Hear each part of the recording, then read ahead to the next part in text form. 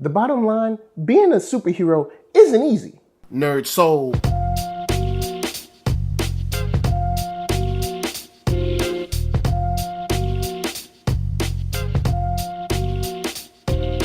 Lay Ill Kid at OneYoungsta holding it down, bringing that street geek and nerd soul. What is up, my people? Today we are bringing together that hip hop, that geek, and we're going to be talking about, that's right, that live action on screen. Movies, TV, all that jazz. It is fair game here. Now, before we get started, I got a couple shout outs. Shout out to a watcher, Dexter. What's up? Thank you for watching the show, supporting. Big shout out to Enrique Carrion. Big shout out to Thought Crimes. Thought Crimes and I did an impromptu Avengers Infinity War spoiler review on Sunday. It was super cool. They allowed me to come on their show, and I love hanging out with you and your audience. And also another shout out to the prettiest of soldiers, Pretty Soldier. Check her out, cosplayer, super funny, super cool. And she usually runs down like top fives of like top 5 Samurai Champloo's funniest moments and stuff like that. She's super cool. So, all my shout outs out the way. Yo, holla. I miss you guys, and I thank you guys for supporting the show. So let's move that along and get to, of course, what we are here for. Ant-Man.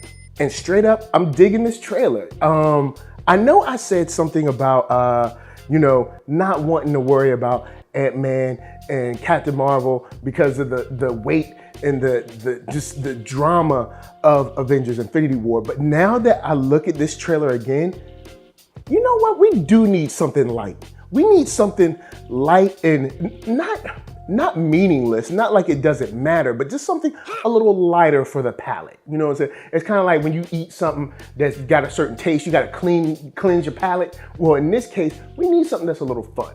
And the first thing that jumps out to me about this trailer is the father-daughter relationship. I'm glad that we got that back.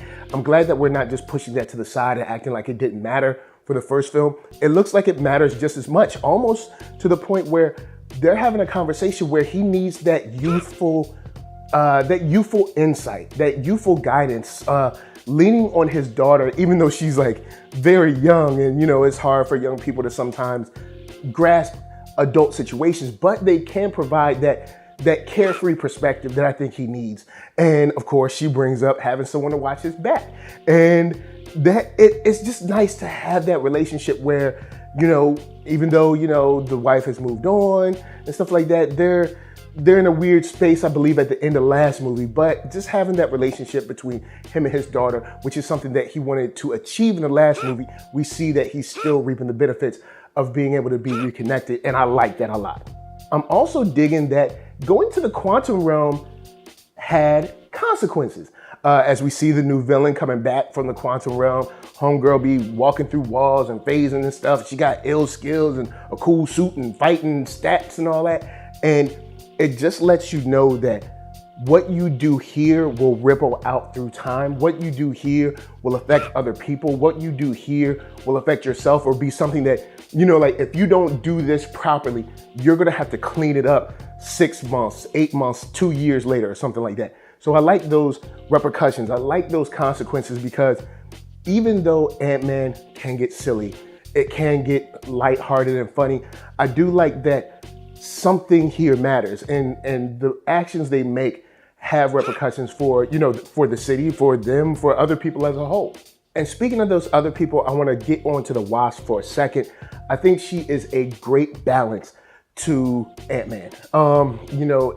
In this, version with Paul Rudd, Ant-Man has taken on a more comedic vibe, or more, I don't know if the term is aloof, but something like that, where it's kind of like he's just taking it as it comes. And Wasp is way more deliberate, and I like that. It provides that balance, because in the first movie, he was kind of just figuring it out.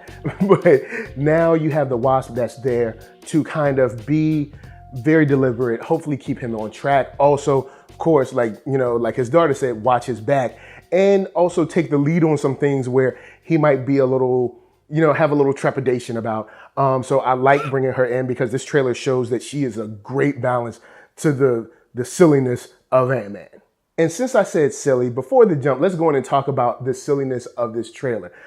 Seeing him use that truck as like a scooter, seeing the ant playing the drums, having Michael Pena back as a whole, it gave me that vibe of, you know what, this is actually good that we get this now, because I figure that we're probably going to get back into some heavier stuff when we get to Captain Marvel, because Captain Marvel will be the next one before, of course, Avengers 4. So, and they don't really have a name for that yet. But I like the incorporation too, because of course, this is probably, outside of Guardians, this might be the silliest franchise that we have, just because like the small stuff, the large stuff, the jokes about it, also using like salt shakers and Pez dispensers. I think this is what the universe needs, because of course every hero is different, every situation is different. You know, things in California aren't the same as things in Wyoming, or Wyoming aren't the same as things in Delaware or New York or whatever. So every hero has their different vibe, their different attitude, their different circumstances that they deal with. And I think here, Ant-Man works well with being silly and kind of like carefree-ish. So guys, I have a whole bunch to get to, of course, after like Goliath. But of course, first, KURO brand gonna help us pay them bills.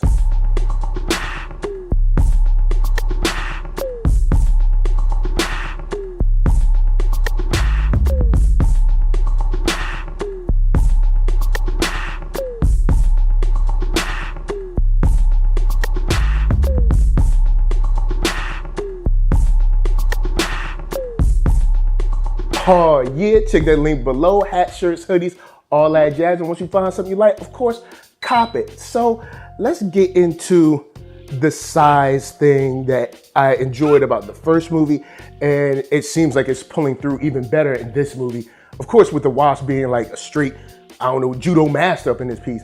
But just fighting, going from small to large to regular size, to jumping through things, jumping over things, shrinking through things and punching things. Like, I just love like how the size can go from this to this, small to large, up in your face, you know, giving elbows, then disappearing, then coming behind somebody. I just like the way they play with that. And I just think it's super cool. It adds such a different dimension to the fight scenes that I truly enjoy it. I don't know how in the world they get through the technical parts of trying to film that, but it looks cool on screen. So I really, really enjoy that. And I just wanted to touch on that. Also, Laurence Fishburne, we finally got some words about, of course, Project Goliath. And we get this dumb exchange about being, you know, bigger. Like he was like, my max size was 21. And Ant-Man was like, my max size was 65. And them going back and forth, and Wasp being like, are we really talking about this? Are we really talking about this? And unfortunately, in a movie like this, yeah, we're talking about this. Now, real quick before I shove off, I want to ask you, did you get a vibe of Deadpool in this? Like, you know, kind of like the old 90s music. Also with the car part where she's jumping in and kicking people out the car. Did you get a vibe from that? I feel like the music was very kind of like Deadpool inspired, like, you know, picking a 90s, you know, a 90s song. And then also, you know, the jumping in the car and kicking people out. Maybe that's just me just reading way too much into it. But it definitely gave me that vibe. And maybe that wasn't intentional, maybe it was.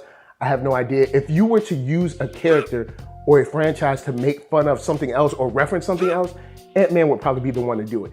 So let me know what you think about that one. Lastly, I'll go back to the cleansing of the palette and just say, I truly think this is what we need now.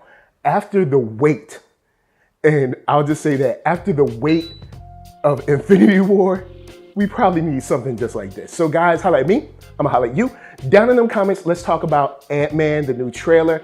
I'm enjoying it, and I think this is something that I need to kind of like lift my spirits without saying anything else about the movie. So before I bounce, I'm gonna tell you guys to hit up ThatNERDSoul.com. That's right, check me out right there. All my videos from the oldest, newest, latest, greatest, and all that. Then hit up shop.ThatNERDSoul.com and pick yourself up a t-shirt player. And don't forget to get one for them playettes. Then come back here, like, comment, subscribe, and share that Nerd Soul. That's right, there's no better way that I can show people that you like what you are watching. So LA, what up? VA, what up? RVA, you got my heart. And please be good to yourselves. Please be good to each other. And remember, boy, being small, being big, doesn't matter. Superheroes, tough job. Peace.